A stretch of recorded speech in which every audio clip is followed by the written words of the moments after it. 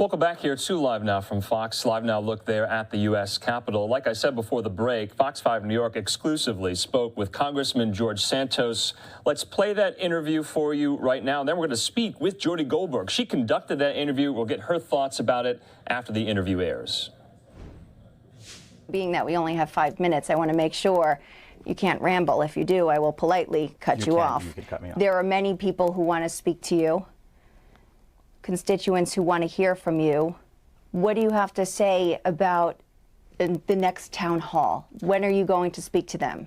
Well, we're looking at planning town halls right now, and we're putting together some projects that we're pretty excited to engage the community in a fashion where no other member of Congress has done in the past. So we're going to be very innovative and very inclusive of the constituency. Whether you supported me, whether you opposed me, whether you still support me, whether you now don't support me, there's going to be a place for everybody in this congressional office. What about the voters who still feel misled, who haven't accepted your apology?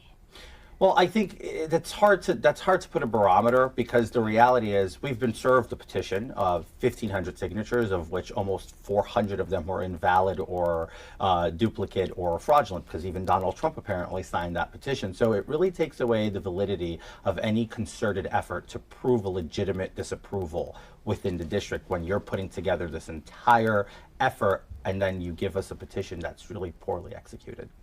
What about the 78% of voters within NY03 who have called for your resignation, expulsion? So I didn't order any polls, and I can't discuss prudently on any polls. I don't know what from Newsday and Siena. Again, Newsday ordered their poll. They had their parameters, so I wasn't privy to it, so I can't really comment on a poll that I have no idea how it was commissioned. Okay, and now what about the missing money? I'm sorry, which missing money? The $365,000. Is that a new thing? I've never heard that figure Came before. out earlier this week. Or the $705,000. I mean, pick your figure. What do you have to say to people? I don't know about any missing money. Or the $705,000. Well, $705,000 were personal loans made from me to the campaign. Where did it come from? From my personal finances. It was your money? My money, 100% legitimately my money, originated from my business practices. So I continue to not understand why there's this enormous inquisition and inquiry into my business practices and the legitimacy of it. I've operated honestly and with no... Will you show people? Sure. I mean, I've made it very clear if the ethics committee comes looking. What about me? I'd love to see. Sure. Maybe we can do that on an off-the-record setting, and I have no problem opening the books to you. What about the $199.99? Nancy Marks, I know you're no longer with her. She's no longer your treasurer. What kind of person, what kind of relationship did you have with her? So I can't speak for what the fiduciary and the campaign did or didn't do. If there were errors committed, obviously these are now all being looked into, and no one more than me wants those rectified. If there's any discrepancy, I want those rectified. I'm the person of interest that would like them rectified immediately. So, how do you spend $199.99? So that's the interesting thing. I don't believe those were spent. I think these are either clerical errors or system errors that just need to be addressed. So I strongly can tell you that 199 were not charges, not to the best of my knowledge, at least not those many times. So my honest opinion is to think that there is some kind of technical issue there or clerical error. What about a new treasurer?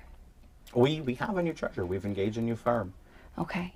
And Speaker McCarthy, talk about some of your allies in Congress. I have many allies in Congress, and we've done fantastic work together. I'm very excited that as the moment we go back from being in recess, I'm going to be introducing some original bills, and I think that the district is going to appreciate them because they're really district-focused bills. So I look very much forward to being back in session. Your last conversation with Speaker McCarthy, how was it? Last conversation I had with him was when I went in there and I said, look, I don't want to give you a burden. I don't want to be a distraction for the conference. I just want to make sure that we can move forward. So I will recuse myself and reserve my seats in committees until, the ethics committee does its job. And then I'll just resume my position back in committees and we can go from there. How will you be able to be productive not sitting on those two committees with people saying and voters saying you have a cloud over your head? I've been productive. I'm one of the most dynamic lead shops in the Hill right now for freshmen. We're a really cranking it out of there. We're co-sponsoring legislation, and we're offering amendments, and we're creating original legislation and bringing it to the floor soon. So I'm pretty excited about my ledge work. I think it gives me more time to focus on legislation. Have you heard from the federal government, the FEC, the FBI? I have not been reached out by any regulatory agency personally, and my attorneys have received the complaints from the FEC. That's as much as a complaint as we received. Are you going to run again? I don't know yet. That's fine. I have some bonus questions.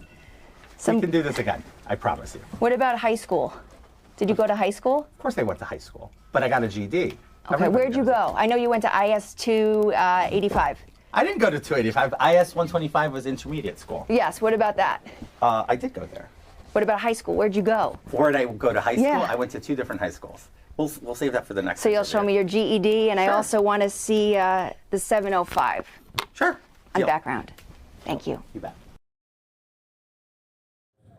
Okay, great stuff there from Jody Goldberg. Jody is standing by right now outside the district office of Santos in New York 3. And Jody, thanks so much for being with us. That was really quite something. How did you get the interview? He only gave you 5 minutes, but he said and he promised he would maybe speak to you again. Andrew, thanks for having me. He was extremely selective, and he has been about who he's been sitting down with. This is a relationship that we've had. We've been going back and forth. I've told him that I want to speak to him, that I want him to be able to tell his story. Of course, questioning it. There are some other things that I didn't get to answer, that I didn't get to ask him, rather, because of this 5-minute timer that was set and the clock was ticking. I wanted to know where he actually worked to make this $705,000. I wanted to know where he went to high school. I wanted to know so many other things, but to have the sit down with him to try to piece together some of the unanswered questions was definitely a start. Yeah, and Jody, I was also curious too. That's kind of been something that has been in question. There's been some wavering on his part on if he's going to run again in 24 or not. Early on, he was at least saying to party leaders he wouldn't. Now it seems like that's in question as well. Well, the Nassau County GOP has made it clear that they will not support a second run in 2024. He does not have their support. However, at last check, the Queens GOP was going to represent him. You heard him when I asked. He said he's still unsure. He has until, I think, March 14th to make up his mind to let the FEC know. He also has about 10 days to let them know who his new treasurer is. And as you heard, he already says he has someone. I'm not sure if that person knows what they're in for because of all these discrepancies when it comes to campaign finances and filings. $199.99, the $199.99 rather, that he spent at a restaurant nearby here, El Baco.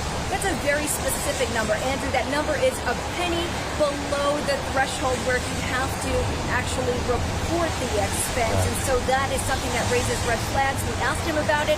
He says he's unsure of how it happens. He blames it on a clerical error. What it actually is, we still don't know. All right, Jody Goldberg there live for us in Long Island. Jody, thanks so much. Great get. We'll talk again. Thank you, for sure.